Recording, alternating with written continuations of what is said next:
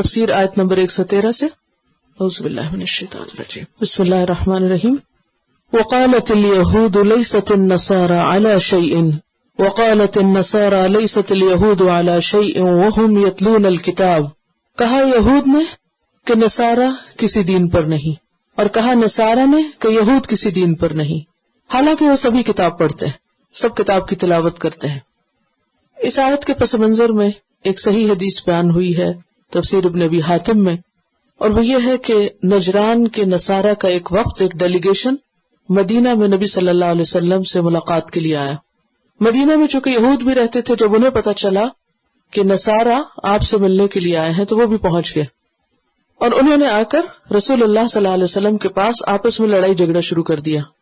رافع بن حریملہ ایک شخص تھا، وہ کہنے لگا نصارہ کو مخاطب کر کے کہ تم راہ راست پہ نہیں ہو، تم ہدایت پر نہیں ہو، تم گمراہ ہو. اور اس کے ساتھ اس نے حضرت عیسیٰ اور انجیل اور ان تمام چیزوں کا انکار کیا، تو کہا تمہارا کوئی دین نہیں.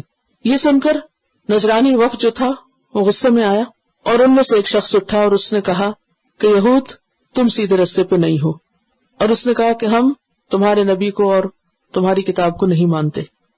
اس موقع پر اللہ سبحانہ وتعالیٰ نے یہ آیت نازل فرمائی کہ وقالت الیہود لیست النصارى علی شیء. یہود کا کہنا یہ کہ نصارہ کا کوئی دین نہیں، اور نصارہ وقالت النصارى لیست الیہود علی شیء، اور نصارہ کا کہنا ہے کہ یہود کا کوئی دین نہیں. اور یہود کا جو یہ کہنا ہے کہ نصارہ کا کوئی دین نہیں، تو یہ بات جانی پہچانی ہے کہ عیسیٰ علیہ السلام کو اللہ سبحانہ وتعالیٰ نے بنی اسرائیل کی طرف بھیجا تھا، گویا یہود کی طرف بھیجا تھا. اور سورۃ الصف کی آیت نمبر 6 اس کی وضاحت بھی کرتی ہے، وَإِذْ قَالَ عِيسَى ابْنُ مَرْيَمَ يَا بَنِي إِسْرَائِيلَ إِنِّي رَسُولُ اللَّهِ إِلَيْكُمْ. جب عیسیٰ ابن مریم نے کہا کہ اے بنی اسرائیل، میں تمہاری طرف اللہ کا رسول بنا کے بھیجا گیا ہوں.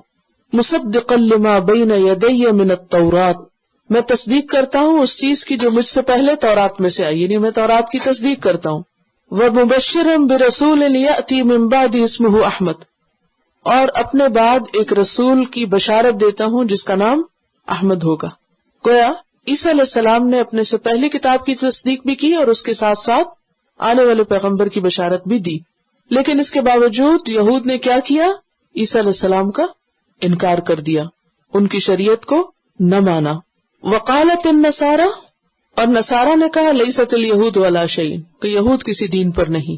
اب دونوں نے خود کو صحیح کہا اور دوسرے کو غلط قرار دیا. اور اس وقت میں اگر دیکھا جائے تو یہود کے مقابلے میں نصارہ کی بات درست تھی. کیسے؟ کیونکہ یہود نے انکار کیا تھا، کیونکہ اس وقت کی ملت کون تھی؟ نبی صلی اللہ علیہ وسلم سے آنے سے پہلے تھا تو وہ اسلام ہی، لیکن اس وقت کی ملت عیسیٰ تھی، اور ملت عیسیٰ حق پر تھی. تو بیسیکلی عیسیٰ علیہ السلام کے ماننے والے نبی صلی اللہ علیہ وسلم کی بعثت سے پہلے درست تھے، اور آپ کا انکار کرنے والے غلط تھے. تو ان دو کی بات میں درست بات نصارہ کی تھی. وَهُمْ يَتْلُونَ الْكِتَابَ، اور وہ کتاب کی تلاوت کرتے ہیں، کتاب کو پڑھتے ہیں، اور کتاب میں پیغمبروں کی تصدیق کی گئی ہے، اور کتاب انسان کو یہ بتاتی ہے کہ حق پر کون ہے اور غلط کون ہے، درست کیا ہے اور غلط کیا ہے. اب ہوتا یہ کہ کچھ لوگ جن کو علم نہیں ہوتا، جب علم آتا ہے تو وہ اس کو مان لیتے ہیں، نہیں جانتے، جب پتہ چلا تو مان لیا. لیکن وہ لوگ جو جانتے ہیں اور پھر جب ان کو کسی بات کی یاد دہانی کرائی جاتی ہے اور وہ نہیں مانتے تو ان کا انکار کبھی اقرار میں نہیں بدلتا. تو یہاں پر اللہ سبحانہ وتعالیٰ کیا فرماتے کہ یہ کتاب پڑھتے ہیں پھر بھی یہ ایسی باتیں کر رہے ہیں. کتاب میں واضح طور پر لکھا ہوا ہے کہ عیسیٰ علیہ السلام برحق پیغمبر ہیں، اور عیسیٰ علیہ السلام بھی تصدیق کرتے ہیں موسیٰ علیہ السلام کی. یہ ایک ہی دین ہے، لیکن لوگوں نے دین کے ٹکڑے کر لیے، گروہ بن گئے، اور ہر گروہ نے اپنے آپ کو حق پر ثابت کیا اور اپنے آپ کو درست کہنے کا ایک خود ساختہ معیار قائم کر لیا. نبی صلی اللہ علیہ وسلم کے زمانے تک ایسے لوگ موجود تھے جو حضرت عیسیٰ علیہ السلام کی پیروی کرتے تھے اور ان کی کتاب کو مانتے تھے، اور چینجز ساتھ ساتھ ہوتی رہی. وَهُمْ يَتْلُونَ الْكِتَابَ، اور وہ کتاب کو پڑھتے ہیں. اچھا، یہ ایسا ہی ہے نا جیسے آج بھی ایک شخص ہوتا ہے جو بیچارہ لا علم ہوتا ہے، اس کو کچھ پتا نہیں ہوتا، وہ اس کو جو سمجھ آتی وہ کر لیتا ہے. اس کا غلط کرنا بھی غلط ہے، اس کو درست نہیں کہہ سکتے. یعنی ایک جاہل شخص جو ہے اگر وہ غلطی کرتا ہے تو وہ بھی غلطی ہی ہے، لیکن ایک شخص جب پڑھ لکھ کے غلطی کرتا ہے تو وہ غلطی زیادہ بڑی غلطی ہوتی ہے. اسی لیے عام طور پہ لوگ کہتے ہیں نا، دیکھو ذرا ان کو، یہ قرآن پڑھے ہوئے لوگ ہیں، وَهُمْ يَتْلُونَ الْكِتَابَ، یہ قرآن پڑھتے ہیں، یہ پڑھے لکھے لوگ ہیں. یعنی ان پڑھ غلط کام کریں تو وہ بھی برا ہے، کیونکہ غلطی کو درست تو نہیں کہا جا سکتا، لیکن جب پڑھے لکھے لوگ غلطی کریں تو زیادہ بڑی غلطی. اس لیے اللہ سبحانہ وتعالیٰ یہاں ان کی غلطی کی شدت کو اور محسوس کرا رہے ہیں. وَهُمْ يَتْلُونَ الْكِتَابَ، پڑھ لکھ کے انکار کر رہے ہیں، پڑھ لکھ کے ان کو سمجھ نہیں آتا کہ صحیح کیا اور غلط کیا ہے، حق پر کون ہے اور ناحق کون ہے. پھر فرمایا كَذَلِكَ قَالَ الَّذِينَ لَا يَعْلَمُونَ مِثْلَ قَوْلِهِمْ، ایسی ہی باتیں کی تھی ان لوگوں نے جن کے پاس علم نہ تھا، جن کے پاس کتاب نہ تھی، کیونکہ کتاب سورس ہے علم کا. مثل قولہم، انہی کی طرح کی باتیں. گویا عالم جاہل سب برابر، جاننے والوں کا بھی طریقہ یہی رہا اور نہ جاننے والوں کا طریقہ بھی یہی ہے. وہ بھی ایسی باتیں کرتے رہے کہ ہر ایک خود کو حق پہ سمجھتا رہا اور باقی سب کو غلط. فاللہ یحکم بینہم یوم القیامہ، ایسے جھگڑے تو ہوتے رہیں گے. ان جھگڑوں کا فیصلہ دنیا میں نہیں ہو سکتا، وہ قیامت ہی کے دن ہوگا، اور وہ فیصلہ خود اللہ سبحانہ وتعالیٰ کرے گا. کس میں؟ فیما کانوا فیہ یختلفون، ان معاملات میں جن میں یہ اختلاف کرتے رہے. وہ واضح کر کے کھول کے بتا دے گا کہ کون سچا تھا اور کون جھوٹا، کون حق پر تھا اور کون ناحق تھا. سورۃ سبا 26 میں آتا ہے قل یجمع بیننا ربنا، کہہ دیجئے ہمارا رب ہمیں جمع کرے گا، یعنی قیامت کے دن. ثم یفتح بیننا، پھر ہمارے درمیان فیصلہ کرے گا. بالحق، حق کے ساتھ. وہو الفتاح العلیم، اور وہ فیصلہ کرنے والا ہے، بہت جاننے والا ہے، یعنی اس کا فیصلہ درست ہوگا. تو اس آیت سے ہمیں یہ پتہ چلتا ہے کہ یہود و نصارہ میں بھی باہم جھگڑے اور عداوتیں رہی ہیں، یہ بھی باہم ایک دوسرے کے دشمن رہے ہیں. لیکن خاص طور پر یہ عداوت کب تھی؟ نبی صلی اللہ علیہ وسلم کی آمد سے پہلے. یہ اس وقت کی بات ہے جب آپ صلی اللہ علیہ وسلم دنیا میں تشریف لے آئے تو پھر کیا ہوا؟ ان کی باہمی عداوت زیادہ تر کس میں بدل گئی؟ دوستی میں بدل گئی. اور وہ ولایت یعنی عداوت ولایت میں بدلی، لیکن کس کاز پر، کس چیز میں اکٹھے ہیں؟ وہ محمد صلی اللہ علیہ وسلم اور آپ کے دین کی مخالفت میں. اپنے مفادات کے لیے الگ الگ ہیں، لیکن جب ان کا مقابلہ اسلام سے ہوتا ہے تو وہ کیا بن جاتے ہیں؟ وہ ایک ہو جاتے ہیں، ان کے مفادات مشترک ہو جاتے ہیں. ویسے بھی سورۃ انفال میں اللہ سبحانہ وتعالیٰ نے ہمیں واضح طور پہ بتا دیا، آیت 73 ہے والذین کفروا بعضهم اولیاء بعض. کیا معنی ہے؟ وہ لوگ جنہوں نے انکار کیا، کفر کیا، وہ آپس میں ایک دوسرے کے دوست ہیں. وہ مسلمانوں کے دوست نہیں ہو سکتے. ان کی آپس میں دوستی تو ہو سکتی ہے لیکن مسلمانوں سے نہیں. اسی طرح سورۃ المائدہ میں آیت نمبر 51 میں فرمایا یا ایھا الذین آمنوا لا تتخذوا اليہود والنصارى اولیاء بعضهم اولیاء بعض. اے لوگ جو ایمان لائے ہو، یہود و نصارہ کو دوست نہ بناؤ، کیونکہ وہ آپس میں ایک دوسرے کے دوست ہیں. ان کی آپس میں تو دوستی ہے اب، لیکن تمہارے دوست نہیں ہو سکتے. لہذا مسلمانوں کو پھر کسے دوست بنانا چاہیے؟ ان کا دوست کون ہو؟ اللہ ولی الذین آمنوا. اس کے بعد انسانوں میں سے آپس میں اتحاد رکھنا چاہیے، ایک دوسرے کا مددگار بننا چاہیے، کیونکہ وہ تنہا ہیں، باقی سب ایک ہیں ان کی مخالفت میں، اور وہ کیا ہیں؟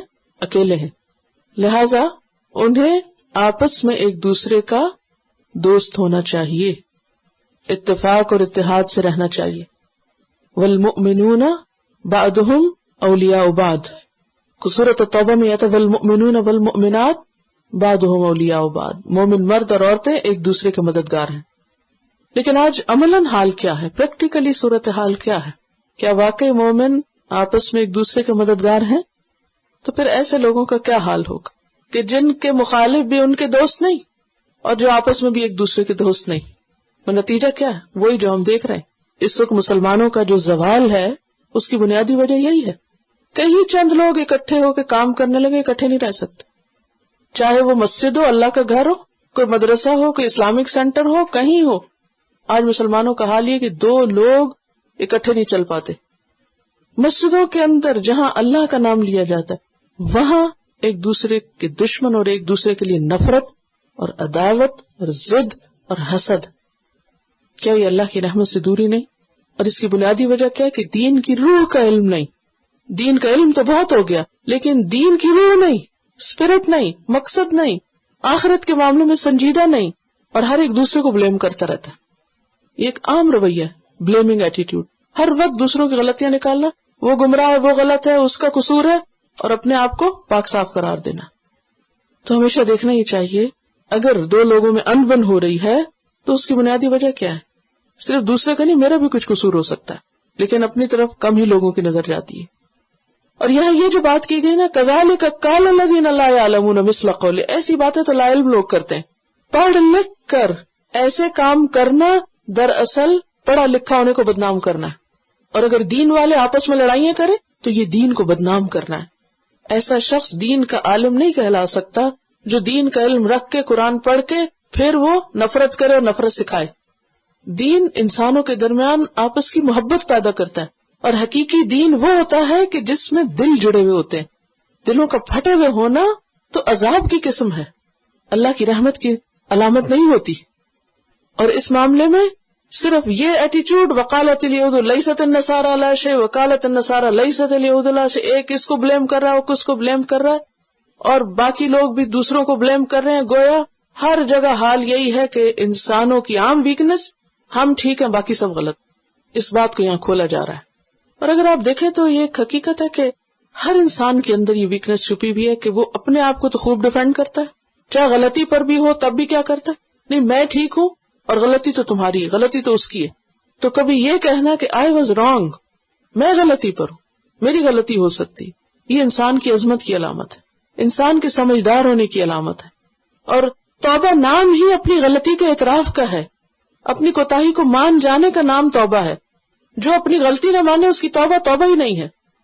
انسان کے گناہوں کی معافی بھی جب ہوگی جب وہ مانے کہ میں گناہگار ہوں، لا الہ الا انت سبحانک انی کنت من الظالمین، یہ میری غلطی ہے.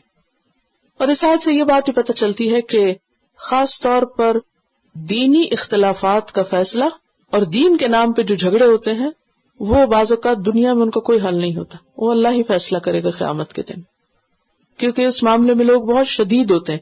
اسی لیے آپ دیکھیں کہ جو فرقہ واریت ہوتی ہے نا، گروہ بندیوں کا لوگ شکار ہوتے ہیں، وہ دوسرے کی بات سننے کے بھی روادار نہیں ہوتے، بالکل اپنے دماغ کو بند کیا ہوا ہوتا ہے. اسی لیے عمومی طور پر جو ریلیجس طبقہ ہوتا ہے وہ نیرو مائنڈیڈ ہوتا ہے، اوپن مائنڈ نہیں ہوتا، سنتے نہیں کسی کی بات، سمجھنا ہی نہیں چاہتے. وہ کہتے ہیں بس جو ہمارے پاس ہے اس کو نہ چھیڑنا، یہی حق ہے، یہی سچ ہے، بھئی سنو تو صحیح، جانو تو صحیح.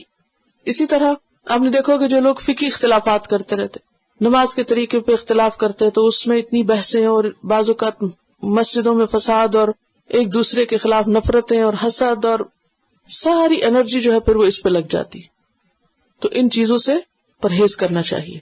اور اس میں ہم سب کے لیے ایک بہت ہی ہوش میں آنے کی ضرورت ہے کہ کوئی ہمیں یہ نہ کہو کہ یہ قرآن پڑھنے والے لوگ وہم یتلون الکتاب، یہ اخلاق ہے ان کا، یہ قرآن پڑھتے ہیں. ہمیں اپنے اس پڑھنے پڑھانے کی کیا کرنی چاہیے، حفاظت کرنی چاہیے کہ اس کو ٹھیس نہ لگے. جیسے ایک بہت پیاری چیز ہوتی ہے نا تو انسان کہتا ہے بس ٹھیک ہے جو بھی اس کو نہیں کرے کوئی.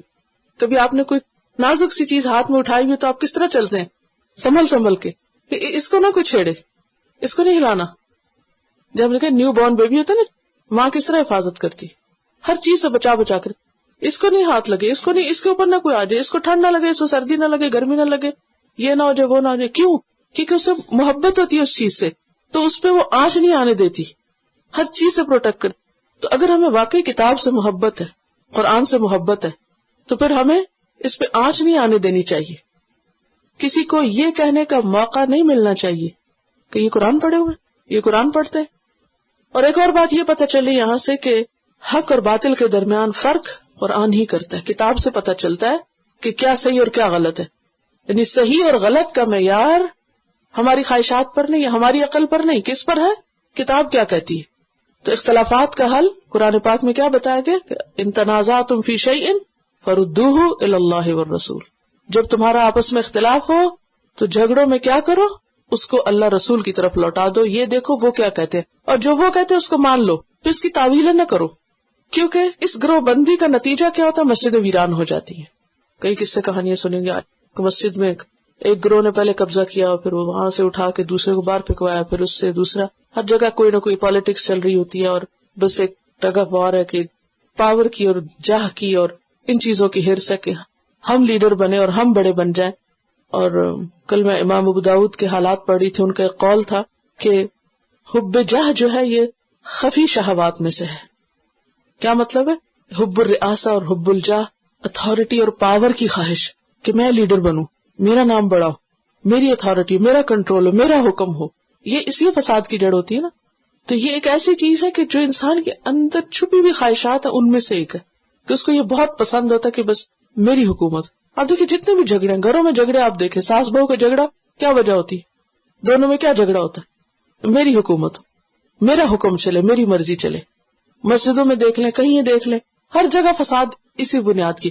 اور یہ بعض اوقات انسان منہ سے نہیں کہتا کہ میں بڑا بننا چاہتا ہوں، یہ وہ چیز ہے کہ جو اندر چھپی ہوتی ہے اور انڈائریکٹلی انسان اس چیز کو ظاہر کر رہا ہوتا ہے مختلف طریقوں سے.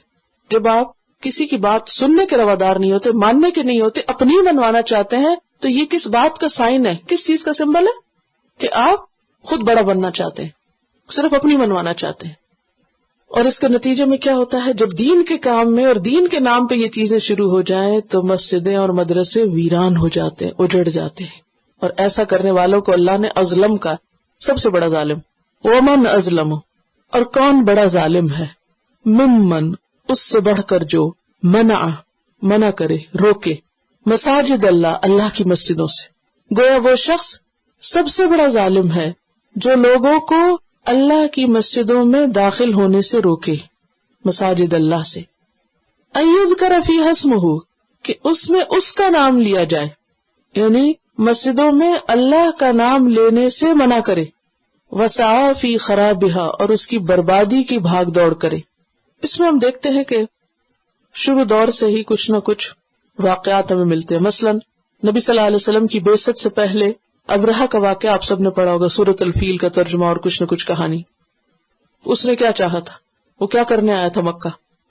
کعبہ کو گرانے. الم تر کیف فعل ربک باصحاب الفیل الم یجعل کیدہم فی تدلیل. ان کی چال کیا تھی؟ ان کی خفیہ چال کے خفیہ کے اعلانی آئی کہ آ کے کعبہ کو گرائیں. کیوں؟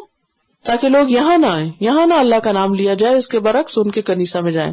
تو بھی ایک مذہبی عداوت تھی. اس کے بعد نبی صلی اللہ علیہ وسلم جب ہجرت کر کے تشریف لے گئے تو حدیبیہ کے سال جب آپ عمرے کے لیے تشریف لائے تھے تو آپ کو حرم میں داخل ہونے سے روک دیا گیا.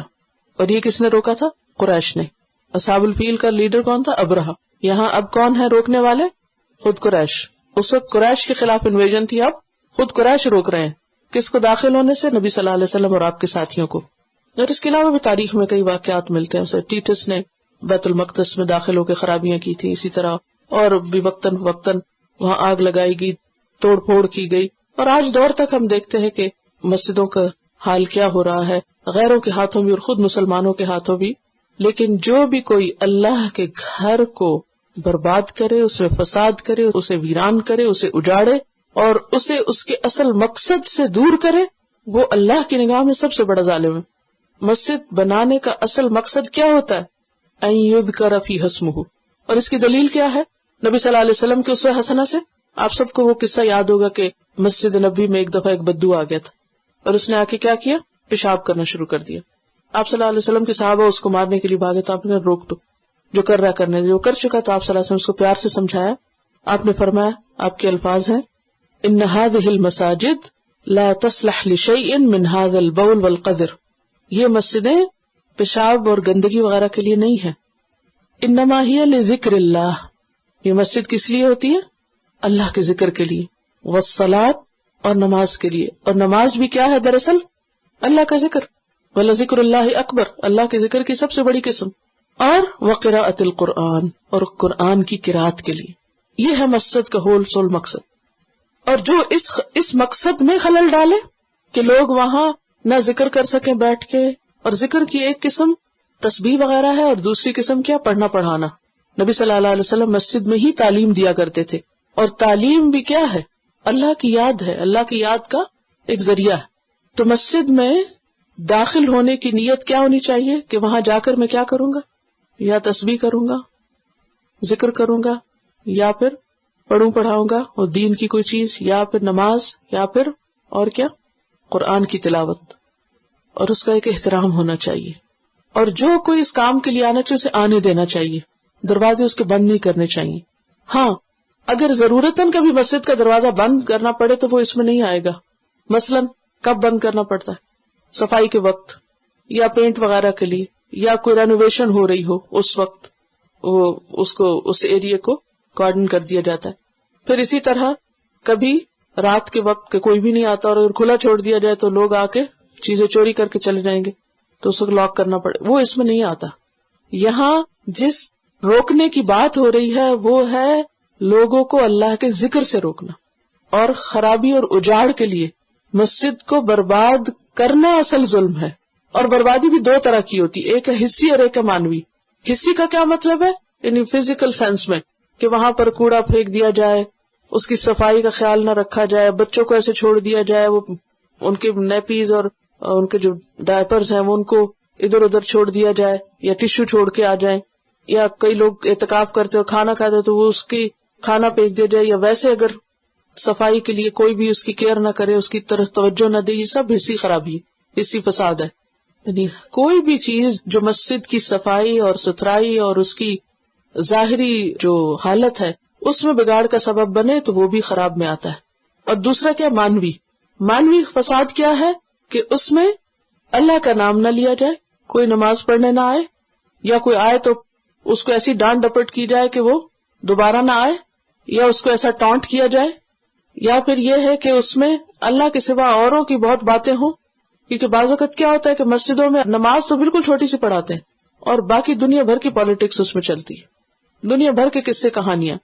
نماز چھوٹی، خطبہ بہت لمبا، اور خطبے میں بھی اللہ رسول کا ذکر کم اور دنیا کی سیاست زیادہ، یہ لوگوں کے منفی جذبات کو بھڑکانا. اس سے کیا ہوتا ہے، کچھ لوگ فیڈ اپ ہوتے ہیں اور وہ خطبے میں جاتے ہی نہیں ہیں، وہ جاتے ہیں عین نماز کے وقت کہ ہم نہیں یہ باتیں سننا چاہتے. تو یہ ڈائریکٹلی اور انڈائریکٹلی سب چیزیں کیا ہو جاتی ہیں، اللہ کے گھر کو ویران کرنے کا باعث بن جاتی ہیں.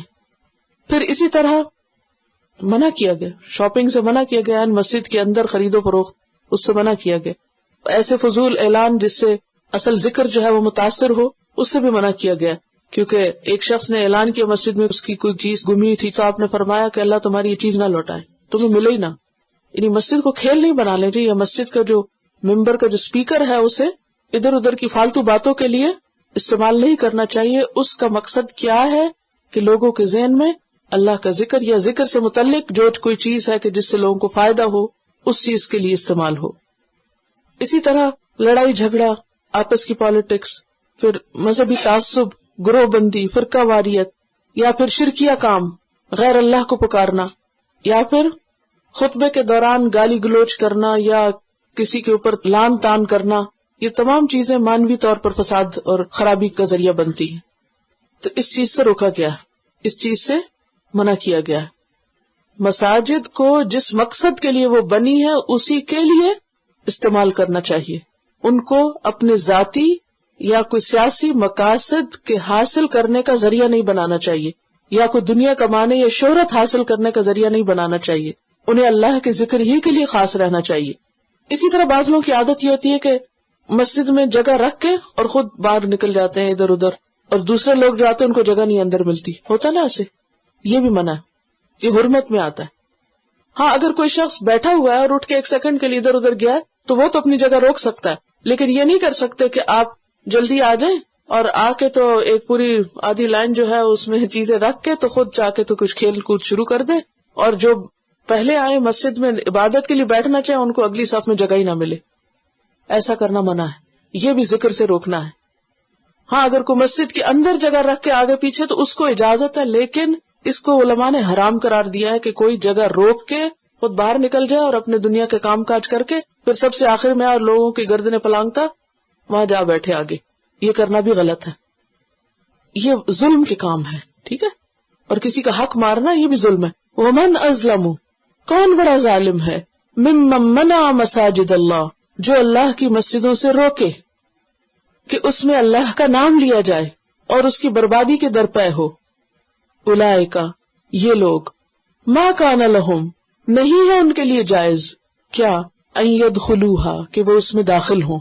الا خائفین، مگر ڈرتے ہوئے. مسجد کے اندر کیسے داخل ہونا چاہیے؟ اللہ کے ڈر کے ساتھ، اللہ کے خوف دل میں ہو کہ میں اندر جا رہا ہوں، کہیں مجھ سے کوئی ایسا کام نہ ہو کہ جو اللہ کو پسند نہ آئے، یا یہ کہ میں ایسی نماز پڑھوں کہ وہ قبول ہو جائے. کہیں ایسا تو نہیں کہ میں عبادت کروں اور میری عبادت ریاکاری میں آ جائے. کیونکہ مسجد میں اگر کوئی زیادہ دیر بیٹھا رہے تو اس کے دل میں شیطان کیا ڈالنے لگتا ہے، تم تو بڑے نیک ہو، دیکھا سارے چلے گئے اور تم یہاں اکیلے بیٹھے عبادت کر رہے ہو، نفل پڑھ رہے ہو، دیکھا آج تو کسی نے سنتیں پڑھی نہیں، صرف تم ہی ہو جو سنتیں پڑھ رہے ہو اور نفل بھی پڑھ رہے ہو. تو اگر کوئی اس کو ایسا کرتے دیکھ لے تو خوش ہونے لگے. نہیں، اللہ سے ڈرنا چاہیے کہ کہیں عبادت ضائع نہ ہو جائے. اولئک ما کان لهم ان يدخلوها الا خائفین لهم فی الدنیا خزی، ان کے لیے دنیا میں بھی رسوائی ہے، ڈسگریس ہے، یہ ان کے اپنے ہاتھوں کی کمائی ہے. وَلَهُمْ فِي الْآخِرَةِ عَذَابٌ عَظِيمٌ، اور ان کے لیے آخرت میں بھی بہت بڑا عذاب ہے. تو گویا مسجدوں کو نقصان دینے والوں کے لیے دوہری سزا ہے، دنیا کی بھی اور آخرت کی بھی. سورۃ انفال میں آتا ہے وَمَا لَهُمْ أَلَّا يُعَذِّبَهُمُ اللَّهُ وَهُمْ يَصُدُّونَ عَنِ الْمَسْجِدِ الْحَرَامِ، اور اللہ ان کو عذاب کیوں نہ دے حالانکہ وہ مسجد حرام سے روکتے ہیں. تو وجہ کوئی بھی ہو، لیکن اصل چیز ہے نتیجہ، کہ ہمارے کس کام سے نتیجہ کیا نکل رہا ہے. مسجد آباد ہو رہی ہے یا ویران ہو رہی ہے، مسجد اپنا مقصد پورا کر رہی ہے یا نہیں پورا کر رہی. کوئی بھی مسجد ہو، کسی بھی مسجد کے آپ متولی ہوں یا وہاں جانے والے ہوں، تو وہ صرف کسی امام یا کسی خاص شخص کے اوپر منحصر نہیں ہوتا، پوری کمیونٹی مسجد کو یا آباد کرتی ہے یا ویران کرتی. آباد کرتی ہے جا کر اس کا خیال رکھ کے اس میں اصل مقصد پورا کر کے، یا ویران کرتی ہے کہ وہاں جا کے کوئی صدارت یا کرسی یا کوئی عہدہ لینے کے لیے یا کوئی خاص مقاصد پورا کرنے کے، نام شہرت کمانے کے لیے. تو اس چیز کی طرف توجہ دینے کی ضرورت ہے. ایک اور چیز جو اس آیت سے انڈائریکٹلی پتہ چلتی ہے، یہ گناہوں کے بھی درجے ہیں. کوئی ظالم ہوتا ہے اور کوئی اظلم ہوتا ہے. نیک کام کرنے کے بھی درجے ہوتے ہیں، کوئی کم درجے کا فضیلت والا ہوتا ہے، کوئی اس سے زیادہ، کوئی اس سے زیادہ. وَلِكُلٍّ دَرَجَاتٌ مِّمَّا عَمِلُوا، انسان جیسا عمل کرتا ہے ویسے ہی اس کو درجہ ملتا ہے، خواہ گناہ کا کام یا کوئی نیکی کا کام. اس میں چونکہ ہمارے پاس وقت کم ہے، ورنہ یہ ہے کہ مسجد کے جو آداب ہیں ان کو ہم سب کو پڑھنا چاہیے. آداب زندگی ایک کتاب ہے، یہاں بھی شاید اویلیبل ہو، گھر میں اگر رکھی ہو کہیں لے کے پہلے کی تو اسے جا کے کھولیں، مسجد کے آداب پر چیپٹر کو پڑھیں. منہاج المسلم ایک کتاب ہے، اس میں بھی ہوگا، یا کسی اور کتاب سے جو آپ کے پاس اویلیبل ہو، کیونکہ یہاں خاص طور پر خواتین کو بھی مسجد جانے کی ضرورت رہتی ہے. کہیں جانے سے پہلے اس کے ادب آداب اور مینرز پتہ ہونے چاہیے. کہیں ایسا نہ ہو کہ ہم جائیں اور نیکی کمانے کی بجائے الٹا گناہ کما کے وہاں سے نکلے. اور کئی لوگ تو مسجد کو ایک پکنک کی جگہ بنا لیتے، وہاں بیٹھ کے دنیا بھر کی باتیں، کبھی سو رہے ہیں، کبھی کھا رہے ہیں، کبھی ہنس رہے ہیں، کبھی کچھ، اللہ کے ذکر کے ساتھ سب کچھ ہو رہا ہے.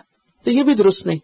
تو مسجد کی جو سینکٹیٹی اور اس کا جو تحفظ اور ادب، احترام، اس کی محبت اور اس جگہ کی جو ویلیو ہے، وہ سب ایمان والوں کے دل میں اجاگر ہونی چاہیے. اور اس میں چھوٹی چھوٹی چیزیں ہیں کہ کیا کھا کے جاؤ، کیا نہ کھاؤ، وہاں کیسے بیٹھو، کیا کرو، ان سب چیز کی تفصیل جو ہے وہ آپ پڑھ لیجئے. وَلِلَّهِ الْمَشْرِقُ وَالْمَغْرِبُ. جب مسجدوں کی بات ہوئی تو لوگ پھر کیا سمجھتے ہیں کہ سارا دین صرف مسجد کے اندر ہے، یا کسی ایک خاص ڈائریکشن میں، کسی ایک خاص جگہ پر، اور اس کے بعد جو جی چاہے کرو.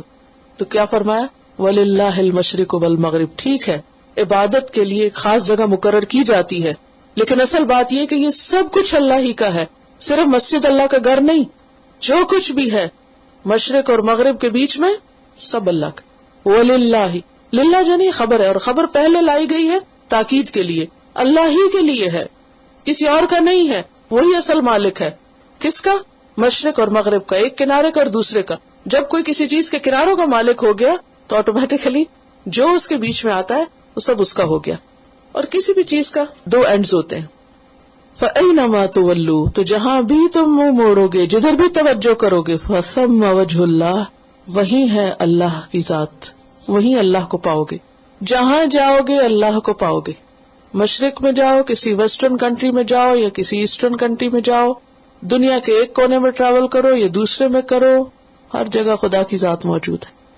ایسٹ اینڈ پہ رہو، ویسٹ اینڈ پہ رہو، جہاں بھی ہو، مسجد وہاں ہے یا نہیں، اللہ کی ذات ہر جگہ ہے.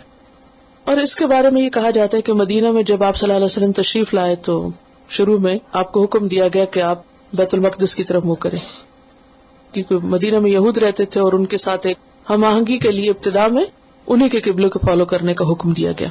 پھر کچھ عرصے کے بعد آپ کا قبلہ بدل دیا گیا. اس پر یہود جو تھے وہ ناراض ہو گئے اور آپ کی نبوت پہ شک کرنے لگے. مانتے تو خیر پہلے بھی نہیں تھے لیکن معاملات اور خراب ہوئے. تو اس پر کیا کہا گیا؟ وَلِلَّهِ الْمَشْرِقُ وَالْمَغْرِبُ. ساری جہتیں، یعنی پہلا ترجمہ میں نے وجہ کا کیا کیا؟ اللہ کی ذات. اور دوسرا کیا کیا؟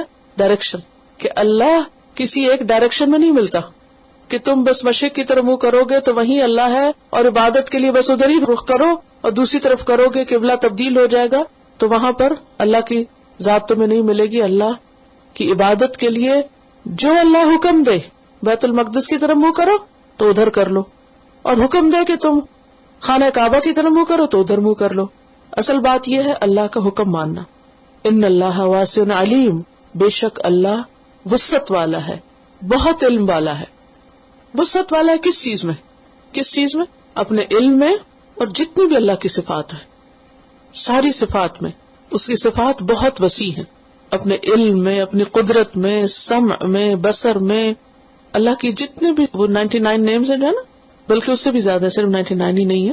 تو ان ساری صفات میں اللہ بہت وسیع ہے، بہت بڑا. مثلا رحم کی صفت پیچھے آپ نے پڑھا تھا نا، بسم اللہ الرحمن الرحیم. اس وقت آپ کو وضاحت کی تھی رحمان جو بہت ہی بڑی ہے اس کی رحمت. تو اسی طرح صرف رحم کی صفت ہی نہیں بڑی، اس کی جتنی صفات ہے وہ ساری کی ساری کیا ہے؟ واسع ہیں. اور علیم، اس کا علم بھی بہت زیادہ ہے. کتنا؟ مخلوق کے مقابلے میں کتنا اپوزٹ سوچیے. آیت الکرسی آتی وَلَا يُحِيطُونَ بِشَيْءٍ مِّنْ عِلْمِهِ إِلَّا بِمَا شَاءَ وَسِعَ كُرْسِيُّهُ السَّمَاوَاتِ وَالْأَرْضِ. اس کا علم ہر چیز پہ چھایا ہوا ہے، ہر چیز کا احاطہ کیا ہوا ہے. تو اس آیت سے ایک بات یہ پتہ چلتی ہے کہ ہر چیز کا اصل مالک اللہ ہے. دوسری بات یہ کہ انسان اگر اپنی کوشش کر کے قبلے کا تعین کر لیتا، بعض اوقات ایسا ہوتا ہے نا، آپ کسی ایسی جگہ جاتے ہیں جہاں آپ کے پاس کمپس بھی نہیں، آپ کو پتہ نہیں چلتا ادھر قبلہ یا ادھر ہے. کبھی مال میں آپ کو نماز پڑھنی پڑے، یا کہیں کسی پکنک میں کسی پارک میں گئے ہوئے تو آپ نے سوچا کہ سورج کے اندازے سے پڑھنے، اور سورج میں بادل آ گئے. اب آپ کو نہیں سمجھ آ رہی کہ قبلہ کدھر ہے، اور آپ کو یاد بھی نہیں رہا سورج ادھر سے نکلا تھا ادھر. اب آپ اپنے اندازے کے مطابق پوری کوشش کر کے جو آس پاس لوگ ہیں پوچھ کے ایک تعین میں نماز شروع کرتے ہیں، تو بھلے آپ غلط ڈائریکشن پر ہی کیوں نہ ہو آپ کی نماز ہو جاتی. کوشش شرط ہے، لیکن فَأَيْنَمَا تُوَلُّوا فَثَمَّ وَجْهُ اللَّهِ. لیکن اس کا یہ مطلب ہرگز نہیں کہ آپ قبلے کا دھیان ہی نہ کریں اور جدھر مرضی، اور آپ یہ آج صرف اتنی پکڑ لیں جدھر بھی منہ کرو اللہ ہے، لہٰذا آج میرے گھر کی سیٹنگ جو ہے میں یوں بدلنے لگی ہوں تو ادھر رخ کرنا مشکل ہے تو ادھر بھی ہو جائے گی نماز. نہیں، ایسے نہیں ہے. اور پھر ایک اور اہم بات یہ کہ اللہ کا علم بہت وسیع، ہر چیز جانتا ہے. دیکھیے ہمارا علم کیا ہے؟ بس ظاہری چیزوں کا، معمولی. لیکن اللہ، ان اللہ لا يخفى علیہ شیء فی الارض ولا فی السماء. اللہ پہ آسمان اور زمین کی کوئی چیز چھپی ہوئی نہیں. عالم الغیب والشہادہ، حتیٰ کہ یعلم خائنۃ الاعین، نگاہ کی خیانت جانتا ہے. وما تخفی الصدور، جو دل چھپائے وہ بھی جانتا ہے. وَلَقَدْ خَلَقْنَا الْإِنسَانَ وَنَعْلَمُ مَا تُوَسْوِسُ بِهِ نَفْسُهُ. ہم نے انسان کو پیدا کیا اور اس کے دل میں جو خیال اٹھتے ان کو بھی ہم جانتے. کسی اور کا علم ایسا ہے کہ وہ کسی کے دل میں اٹھنے والے خیال کو جانے؟ نہیں، صرف اللہ ہی جانتا ہے. تو یہ ہے اس کے علم کی وسعت. ان عظیم صفات کے باوجود لوگوں کا حال دیکھیں، ان کا ظلم دیکھیں. وَقَالُوا اتَّخَذَ اللَّهُ وَلَدًا، کہتے ہیں کہ اللہ نے بیٹا بنا لیا، اللہ نے اولاد بنا لی. اب یہ کون ہے کہنے والے؟ اس میں یہود و نصارہ بھی ہیں، مشرکین عرب بھی ہیں. قرآن مجید میں آتا ہے وقالت الیہود عزیر ابن اللہ، یہود نے کہا عزیر اللہ کے بیٹے. وقالت النصارى المسیح ابن اللہ، مسیح اللہ کے بیٹے. اور یہ اہل مکہ کیا کہتے تھے؟ ملائکہ اللہ کی بیٹیاں ہیں. اور یہ سب باتیں جھوٹ ہے. وقالوا اتخذ اللہ ولدا سبحانہ، پاک ہے وہ، ہر عیب سے پاک ہے. وہ جو مالک ہے آسمان و زمین کا، وہ اپنے مملوک کو بیٹا کیسے بنائے گا یا بچہ کیسے بنائے گا؟ ایک ہوتا مالک، اونر، اور ایک ہوتا مملوک، یعنی جس چیز کا وہ مالک ہے. مثلا آپ اس ڈبے کی مالک ہے مثلا، اور آپ کو یہ میرا بیٹا ہے. انسان جس چیز کا مالک ہوتا ہے وہ اس کی اولاد تھوڑی بن جاتی. حماقت کی بات ہے نا کہ آپ اپنے گھر کی مالک ہے. مثلا گھر آپ نے خریدا، آپ گھر کی مالک ہو، اب آپ کے گھر میرا بیٹا.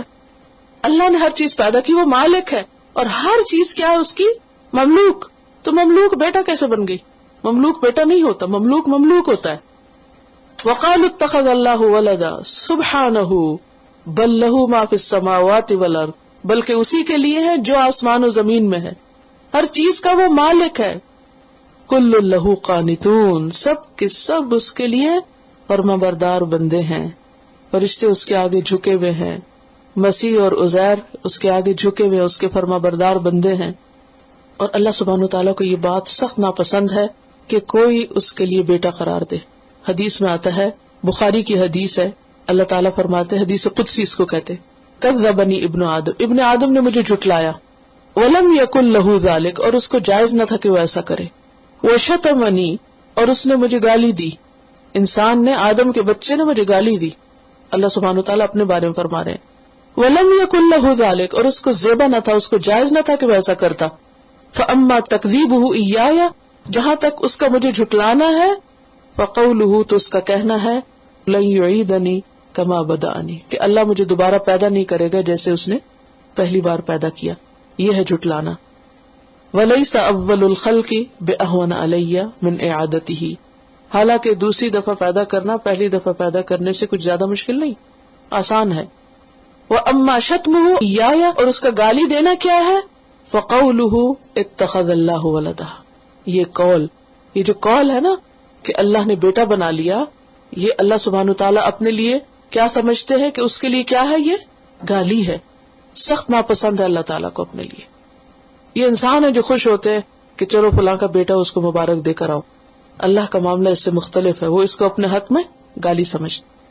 وَأَنَا الْأَحَدُ الصَّمَدُ لَمْ أَلِدْ وَلَمْ أُولَدْ، حالانکہ میں کیا ہوں، احد الصمد، بے نیاز، میں نے نہ کسی کو جنم دیا نہ میں کسی سے جنم دیا گیا. وَلَمْ يَكُنْ لِي كُفُوًا أَحَدٌ، اور میرا کوئی شریک بھی نہیں. تو پھر سبق اس سے کیا نکلتا ہے، اللہ ایک ہے، کوئی اس کی اولاد نہیں. قُلْ هُوَ اللَّهُ أَحَدٌ اللَّهُ الصَّمَدُ لم یلد ولم یولد ولم یکن لہ کفوا احد. بدیع السماوات والارض، نئے سرے سے آسمان و زمین کا پیدا کرنے والا ہے، اوریجنیٹر ہے آسمان اور زمین کا، جب کوئی چیز پہلے تھی ہی نہیں، کوئی نمونہ نہیں تھا. اچھا آپ دیکھیے دنیا میں انسان جو کچھ بناتے ہیں، بڑے بڑے آرٹسٹ اور پینٹرز اور معلوم نہیں جو بڑا نام کماتے ہیں اور بہت شہرت پاتے ہیں، وہ جو کچھ بناتے ہیں وہ آئیڈیاز کہاں سے لیتے ہیں.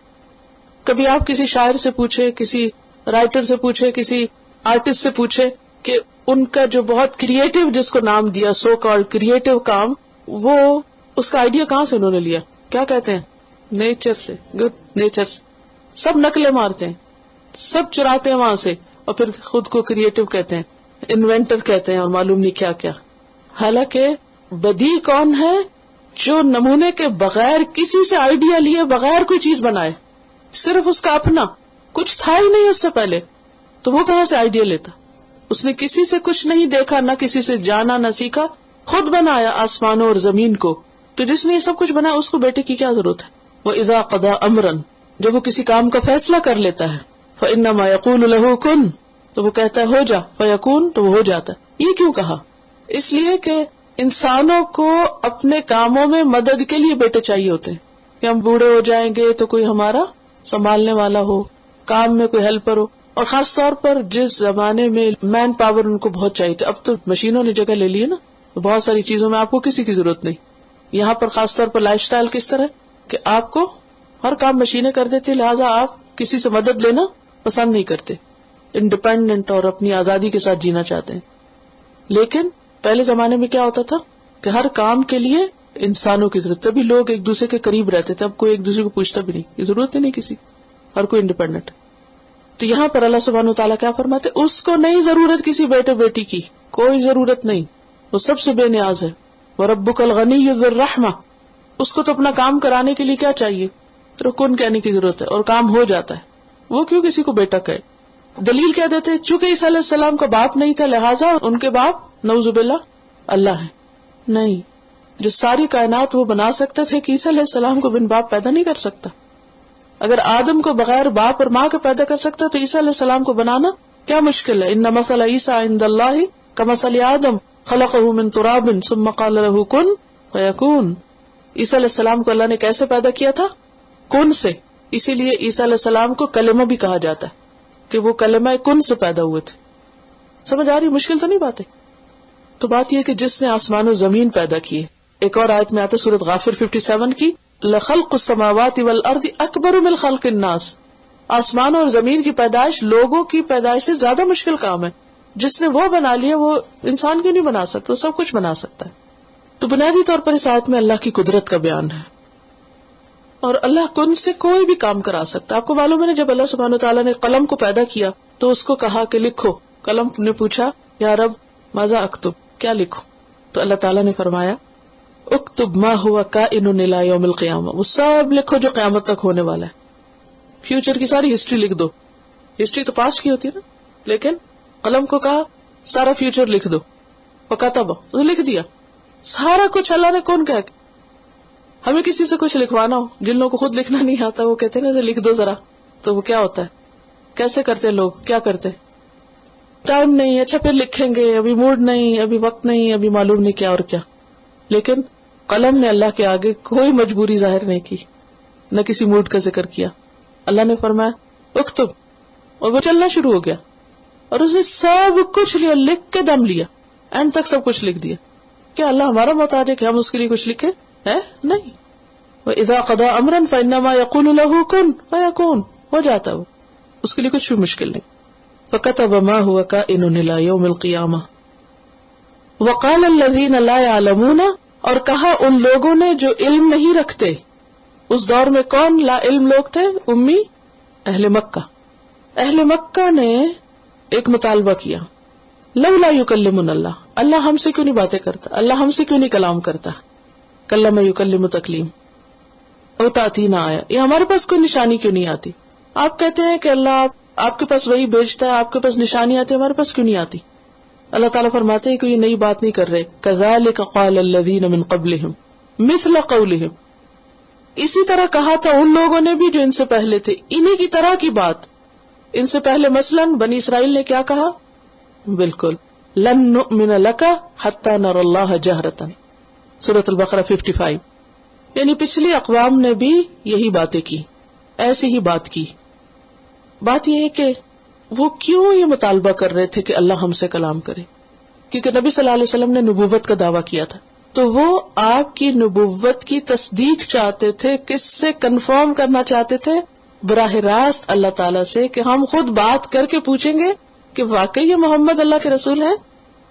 ایسا ہوتا نا کہ جب کوئی آ کے آپ کو کچھ کہتا ہے تو آپ کہتے ہیں مجھے یقین ہے، میں ذرا خود کنفرم کروں گی. انسانوں کے لیے تو یہ ٹھیک ہے، لیکن انسانوں سے کنفرم کرنا، تصدیق کرنا کرے بھلا، لیکن کسی کا یہ کہنا انتہائی سرکشی کی بات ہے کہ اللہ ہم سے آپ ہیں کون جو اللہ آپ سے بات کرے. یا پھر یہ ہے کہ رسول کے پاس کیوں معجزے آتے ہیں، ہمارے پاس کیوں نہیں آتے، ہمارے پاس خود آئیں، ہم دیکھنا چاہتے.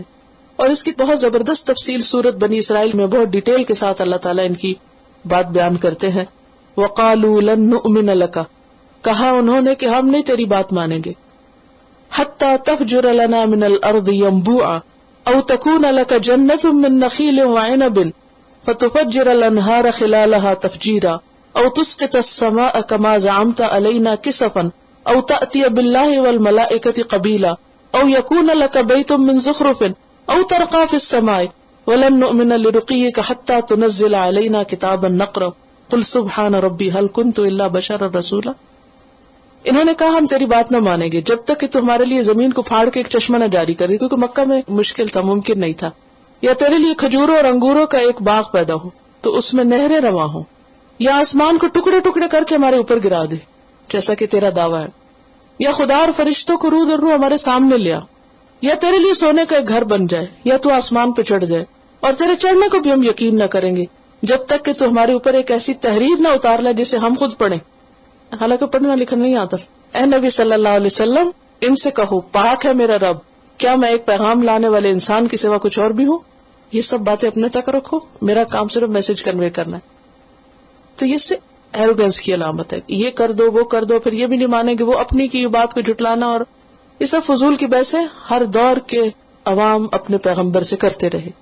تو اللہ سبحانہ وتعالیٰ نبی صلی اللہ علیہ وسلم کو تسلی دیتے ہیں کہ یہ پہلی دفعہ آپ کے ساتھ نہیں ہو رہا.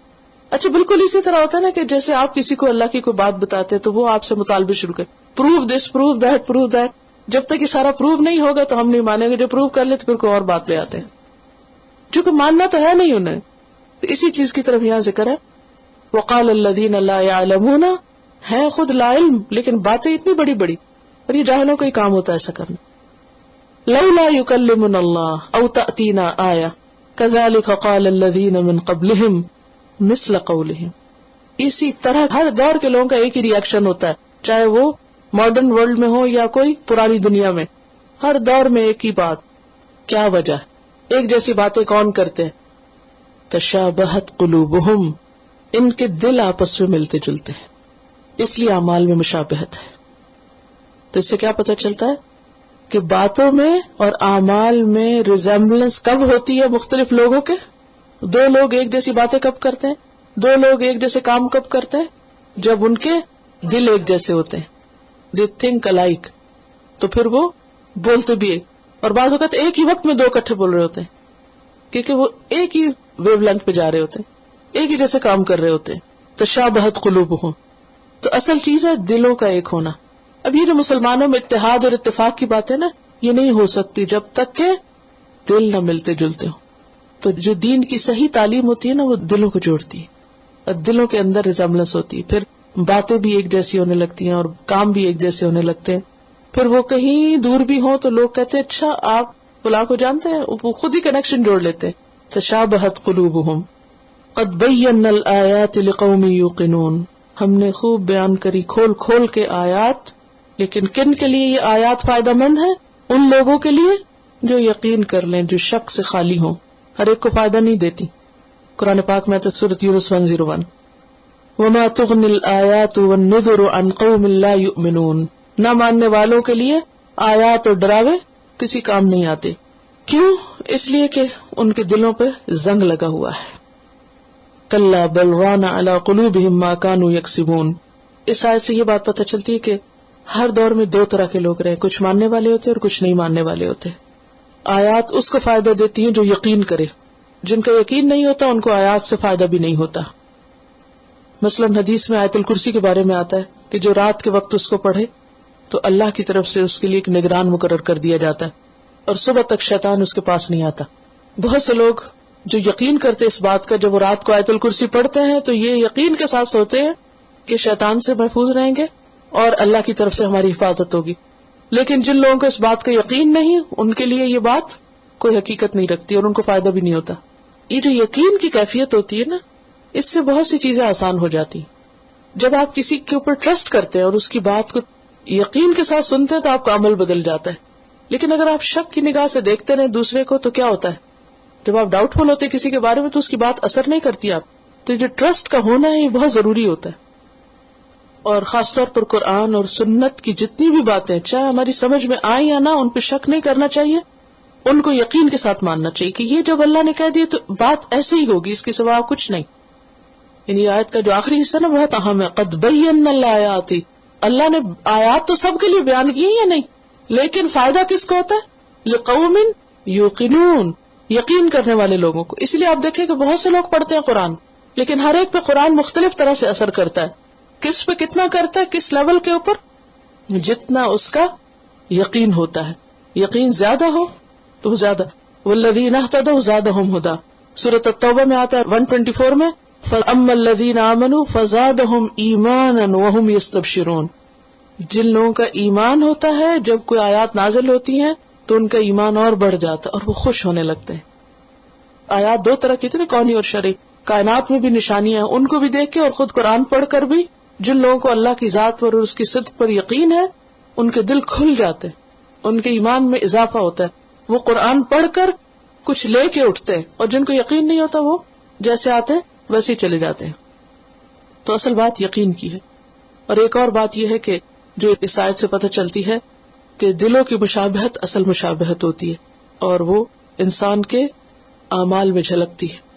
اور ایک اور اہم بات یہ کہ ہمارے اقوال اور افعال ہمارے دلوں کے تابع ہوتے ہیں. اقوال اور افعال کس کے تابع ہوتے ہیں؟ دل کے. اور خاص طور پر خواتین کو تابع ہے. کچھ پکانا ہو، کچھ کھانا ہو، ہر چیز میں کس کی مرضی چلتی ہے؟ دل کی. یہ دل چاہ رہا ہے، یہ دل نہیں چاہ رہا. ہاں، کتنا زیادہ ہم دل کی بات کرتے ہیں. جیسے آپ کے ساتھی ہوگے ویسے آپ کی مشابہت ہو جائے گی. اور آپ کسی کے ساتھی بنتے اس وقت جب آپ کی کامن انٹرسٹ ہو، تو کامن انٹرسٹ ہی مشابہت قلوب ہے دراصل. لیکن اہم بات کیا سیکھنے کی کہ ہمارے اقوال، باتیں اور اعمال کس کے تابع ہوتے ہیں؟ دل کی. لہذا اصل جس چیز کی صفائی کی ضرورت ہے وہ کیا ہے؟ دلوں پہ کام کرنے کی ضرورت ہے. پچھلی دفعہ ہم نے پڑھا نا کہ قرآن پاک کس پہ نازل ہوا تھا؟ آپ صلی اللہ علیہ وسلم کے قلب مبارک پر، آپ کے دل پر. حضرت عائشہ آپ صلی اللہ علیہ وسلم کے بارے میں کیا فرماتی کہ وہ کیا تھے؟ چلتا پھرتا قرآن تھے. تو گویا جو ان کے دل پر تھا وہ ان کے عمل اور ان کے ظاہر میں بھی آ گیا. تو جب کوئی چیز دل پہ لگ جاتی ہے تو یہ ہو نہیں سکتا کہ پھر عمل میں نہ آئے، عمل خود بخود بدلنے لگتا ہے. انا ارسلناک بالحق بشیرا ونذیرا، بے شک ہم نے آپ کو بھیجا ہے حق کے ساتھ. کس کو؟ محمد صلی اللہ علیہ وسلم کو بھیجا ہے حق کے ساتھ، یعنی ہدایت کے ساتھ. بشیرا ونذیرا، دو کام دے کر، دو صفات آپ کی بیان ہوئی، اچھی خبر دینے کے لیے بھی اور ڈرانے کے لیے بھی. اچھی خبر کس کے لیے؟ جو اچھا کرے، اور ڈرائے کس کو؟ جو برا کرے.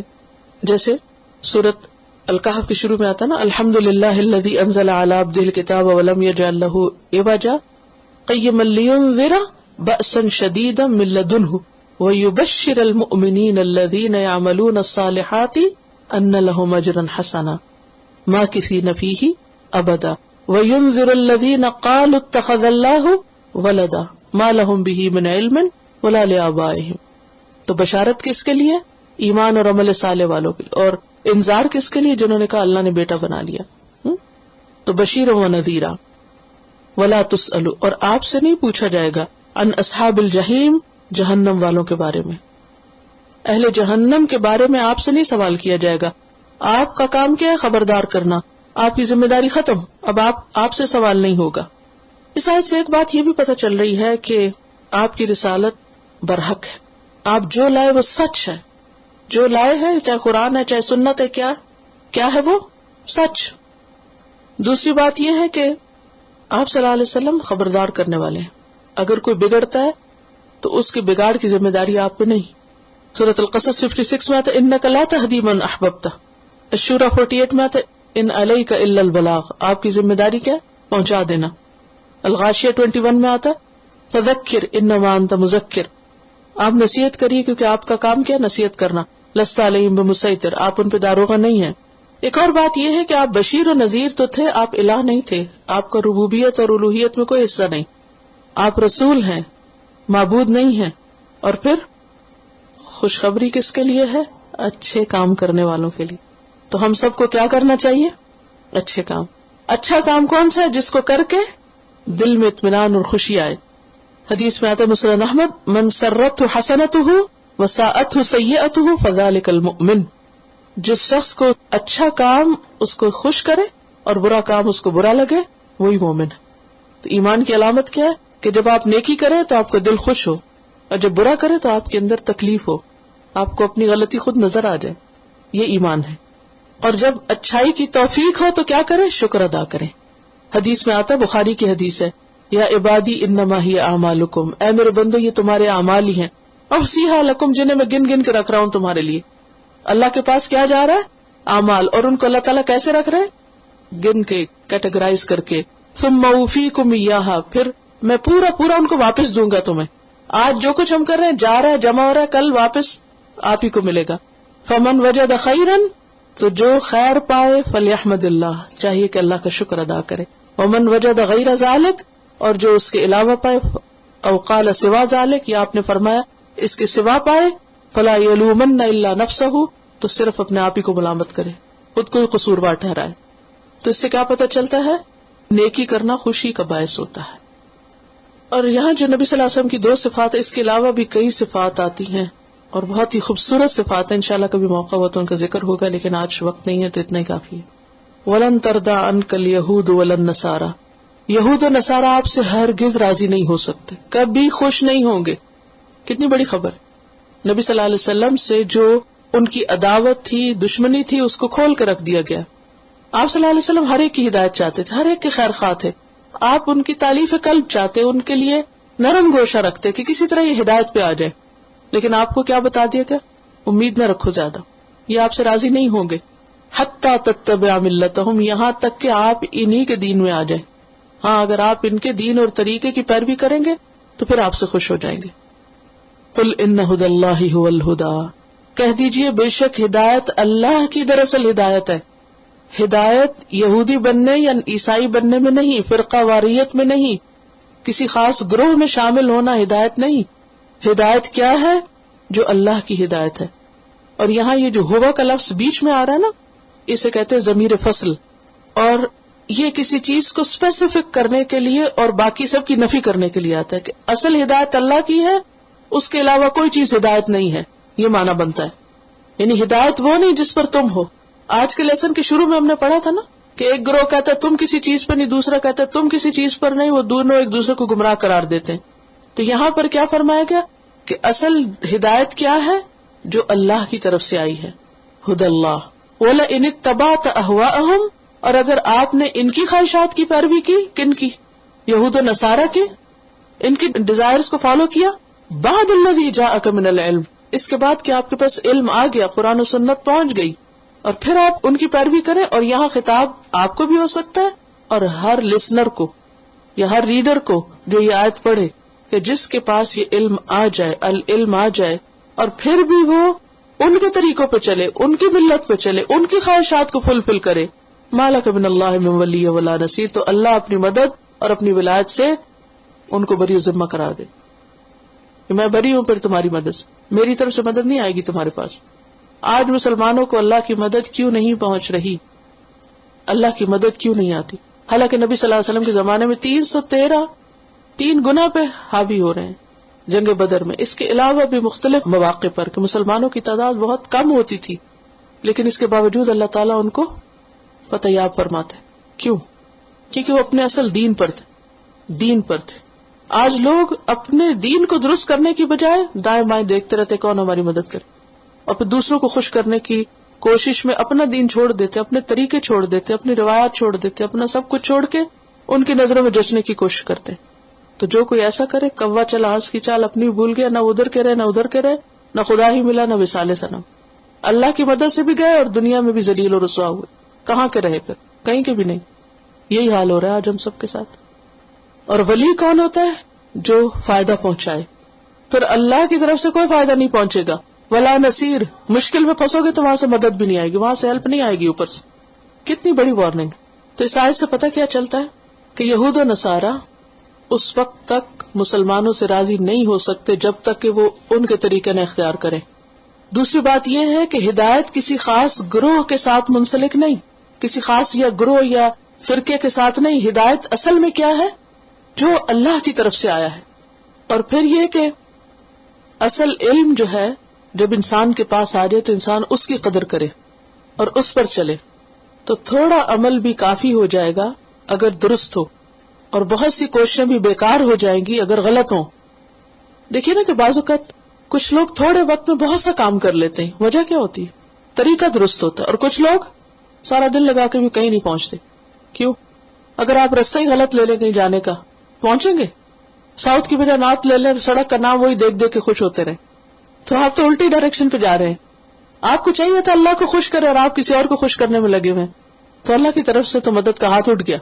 لیکن یہ نقطہ کتنے لوگوں کو سمجھ آتا ہے؟ پھر فرمایا الذین آتیناہم الکتاب، وہ لوگ جن کو ہم نے کتاب دی.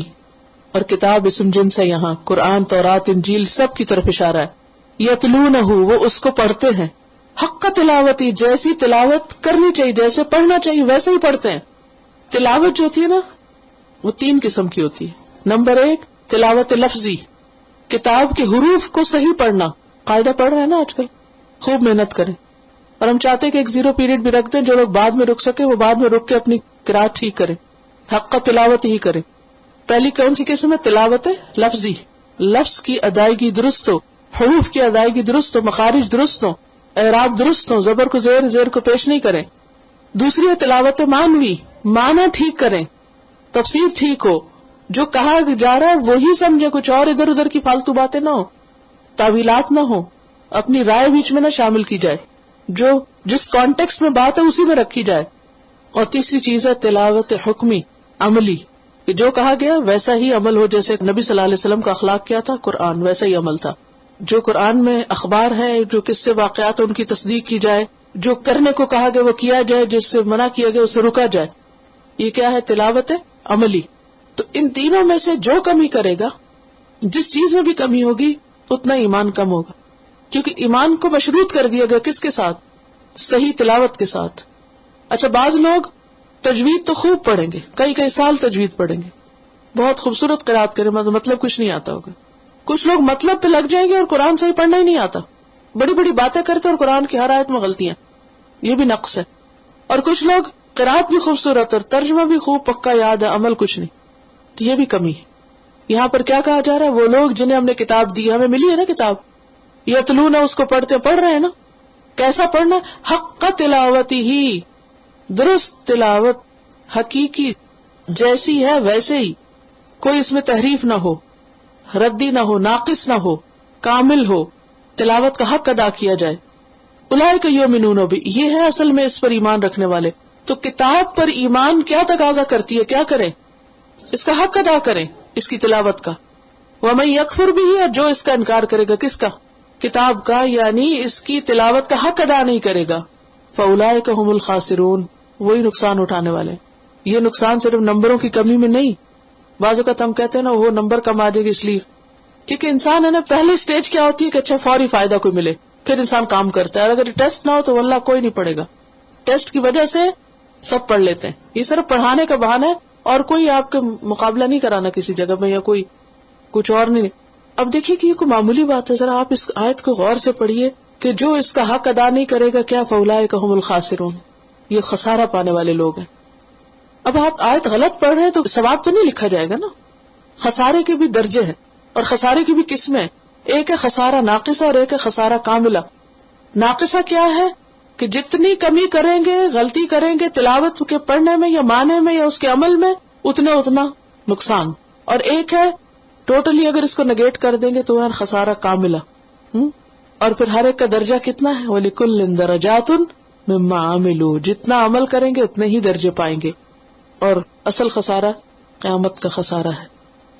سبحانک اللہم وبحمدک، نشہد ان لا الہ الا انت، نستغفرک ونتوب الیک. السلام علیکم ورحمۃ اللہ وبرکاتہ.